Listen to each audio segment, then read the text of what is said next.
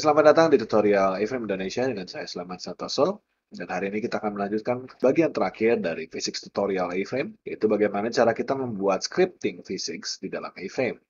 Jadi di sini kita sudah punya sebuah scene A-Frame sederhana dengan 3 buah sphere dan 1 buah box sebagai plane-nya, pengganti plane-nya. Saya punya kamera, saya punya kursor, saya punya A-Scene dengan komponen physics dari John McCarthy, seperti yang kita pelajari di video sebelumnya. Jadi ini adalah hasil yang kita miliki. Saya punya sebuah plane atau sebuah kotak dan saya punya 3 buah bola. Jadi kalau di video sebelumnya kita sudah belajar bagaimana cara kita mengeset atribut fisika dari setiap benda. Tapi sekarang kita akan menambahkan, kita pengen bisa melakukan sesuatu pada benda-benda ini. Atau menambahkan gaya atau dorongan. Caranya adalah kita harus melakukan yang namanya scripting. Jadi di sini saya akan menambahkan sebuah komponen baru untuk bisa mendorong bola-bola ini. Jadi di sini saya akan tambahkan sebuah script. Akan tambahkan sebuah script seperti biasa. Kita akan pasang A-frame, register component. Oke. Kita kasih nama pushable object gitu. Dan kita beri function init di sini. Kita akan punya L sama dengan this.L. Dan kita pasang sebuah action listener, event listener. Kita akan tambahkan event listener-nya adalah klik. Kemudian kita akan kasih function di sini. Di dalam function ini kita akan tambahkan dulu console log.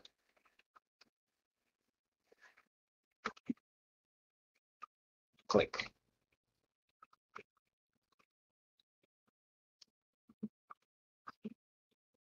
Oke. Nah, kita akan coba dulu. Kita akan pasang di setiap sphere kita. Oke. Kita akan keluarkan konsolnya.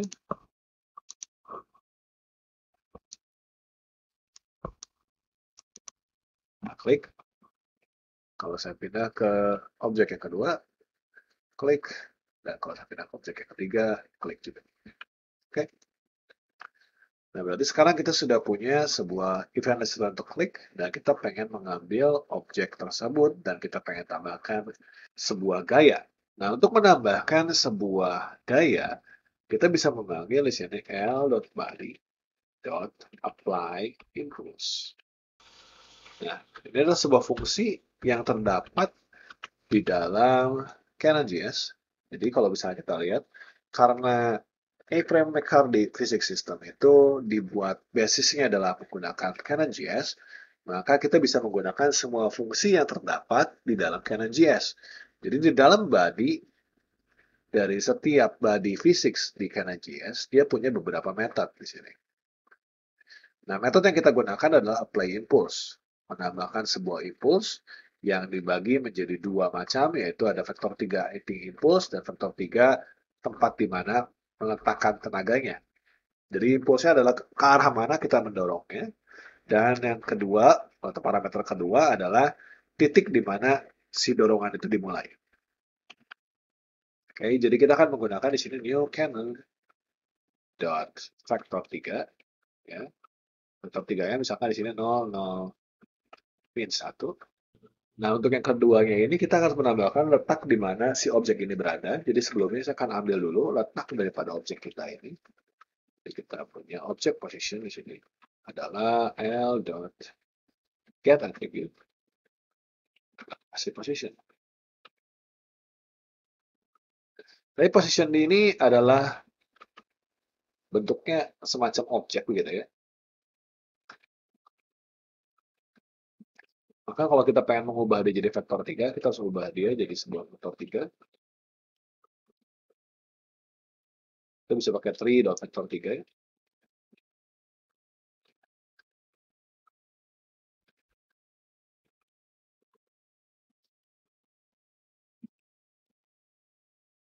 Bisa begitu. Maka di sini kita bisa panggil canon.vektor 3. Copy dari object position. Oke. Jadi Anda perhatikan di sini saya menggunakan vektor 3 yang berbeda. Di sini saya menggunakan vektor 3 dari 3GS. Dan untuk menggunakan vektor 3 di dalam Canon GS, kita pakainya Canon GS yang vektor 3 Canon GS, begitu ya. Tapi kita bisa memindahkan dari 3GS vektor 3-nya ke Canon GS dengan metode namanya copy. Nah, di sini saya akan menambahkan sebuah impuls, yaitu arahnya menjauh dari kamera, away from kamera kita sekarang ya. Kita punya kotak, pendorong. Sekarang saya bisa mendorong semua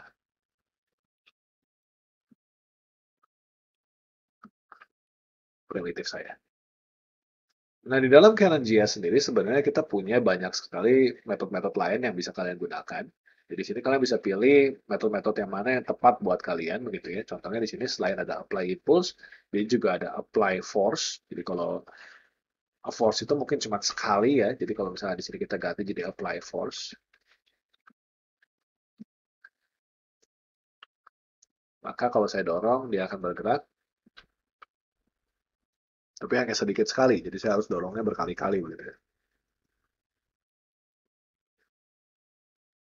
Baru dia mulai bergerak, berputar.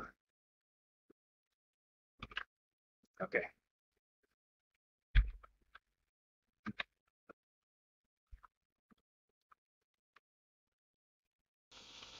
Nah, di sini kalau misalnya kita perbesar arahnya, misalkan main 5 begitu, maka si kotak si bola ini juga akan menjadi lebih cepat bergerak.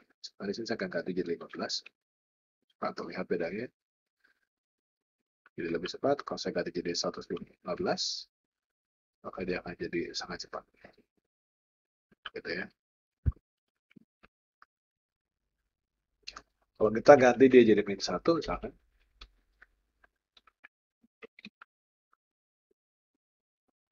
maka dia akan bergerak ke samping arah X, ini arah Y, ini arah Z.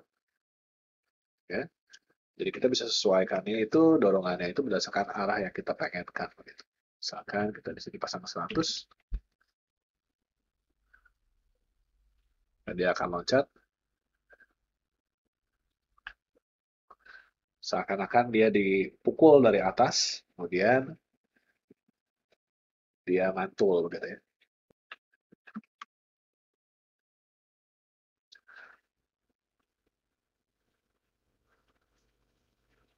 Karena kita pukulnya tepat di tengahnya, dia berputar kayak bola biliar aja begitu. Oke. Nah, di sini kita bisa menggunakan matematika sederhana supaya kita bisa memukul objeknya sesuai dengan arah dan kamera kita. Jadi di sini saya punya objek positionnya. Sekarang saya akan ambil posisi dari kamera saya. Kita akan punya kameranya, kita kasih ID aja ya. Cam di sini. Setelah kita menambahkan ID pada kamera kita bisa mendapatkan posisi dari kamera kita dengan mengambilnya menggunakan dokumen .query selector. Lalu kita masukkan ID kamera kita. Get attribute position. Nah, ini akan menghasilkan sebuah objek seperti get attribute yang ini ya. Tapi kita harus mengubahnya menjadi vektor 3 supaya bisa kita otak-atik berikutnya. Jadi kita akan pasang campos adalah new 3.vector3 dari position cam ke X, ya, saya akan copy aja ya, ke Y, dan ke Z. Oke. Nah, setelah kita punya dua buah vektor yang menyatakan posisi kamera kita dan posisi daripada objek kita bisa mendapatkan vektor yang ketiga. Itu sebuah vektor yang saya sebut sebagai direction, yaitu adalah cam position saya dikurangi atau subtract dengan objek position saya.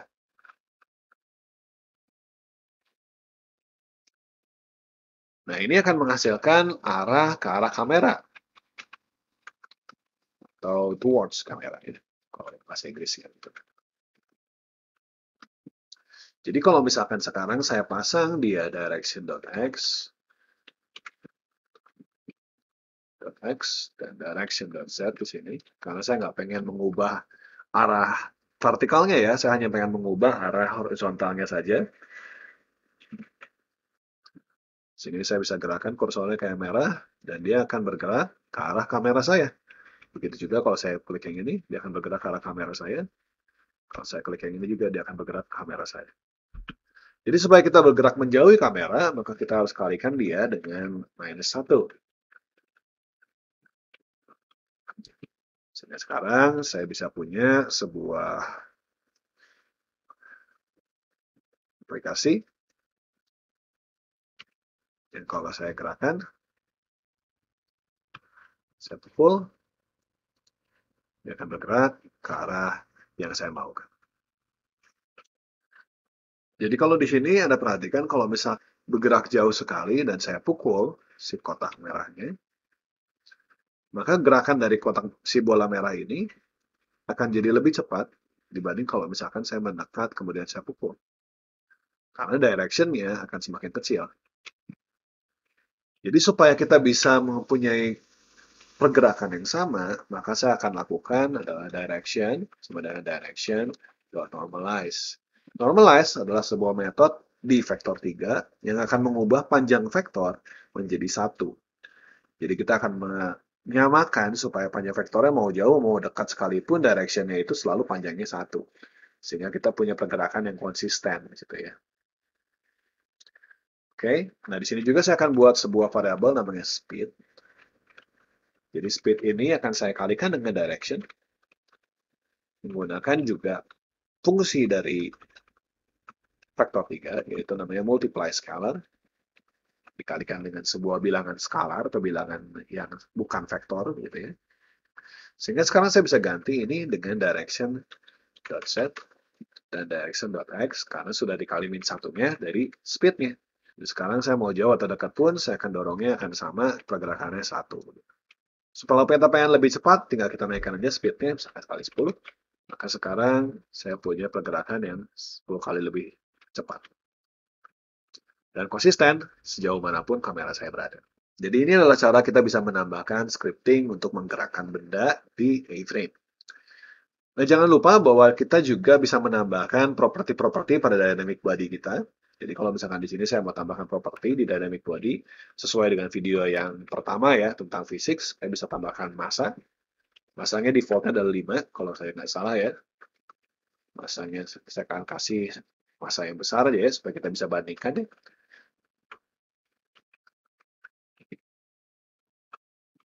Oke, kita punya massa yang 5, massa 50, dan massa 500. Maka kalau saya dorong massa yang 5, dia akan bergerak seperti itu.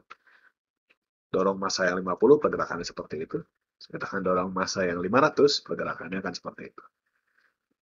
Oke. Jadi untuk mensimulasikan fisik, kita bisa mensimulasikannya dalam bentuk parameter pada pergerakan yang kita pilih, misalkan pada impuls kita. Kita bisa ubah-ubah impuls kita supaya kita dorongannya lebih kuat atau dorongannya lebih lemah. Kita juga bisa ubah dia di dalam dynamic body-nya. Ada properti-properti seperti mass, ada linear damping untuk pergerakan linear, ada angular damping untuk pergerakan perputarannya. Kita juga bisa ubah dia di dalam fisiknya. Jadi kalau Anda lihat di dalam Dom McCarthy nanti ada properti-properti seperti misalnya gesekan atau apapun itu. Jadi kita dengan perpaduan dari 3 itu, kita bisa menghasilkan sebuah dunia fisik yang lebih realistik begitu. Jadi yang terakhir yang kita pengen pelajari adalah kita pengen menambahkan event.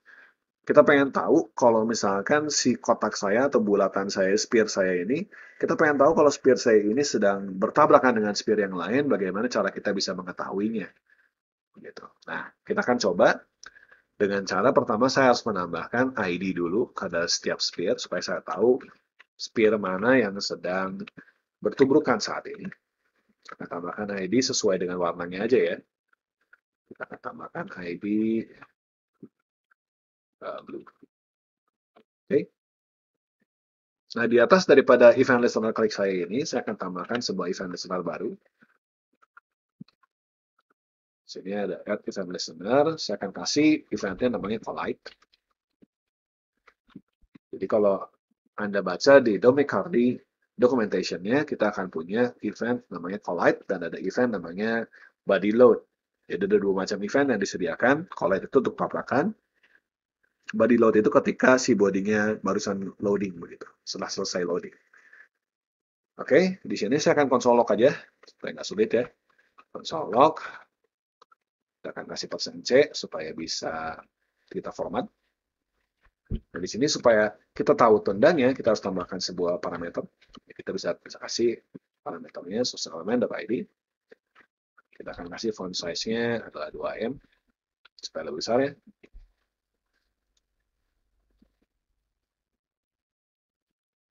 Kalau kita mulai program kita, Anda lihat begitu bola ini mengenai tanah, dia akan langsung memanggil fungsinya. Karena mantul, jadi berapa kali dia panggil. Gitu ya. Saya akan hilangkan aja. Nah, saya pengen dorong bola merah ini ke bola biru. Begitu dia bertabrakan, kita akan melihat ada red dan blue. Gitu ya. Jadi dengan demikian Anda sudah menguasai secara garis besar semua yang ditawarkan oleh McCarthy Physics System untuk A-frame. Anda bisa mengembangkannya dan menggunakannya untuk menghasilkan aplikasi yang punya atribut fisika. Gitu.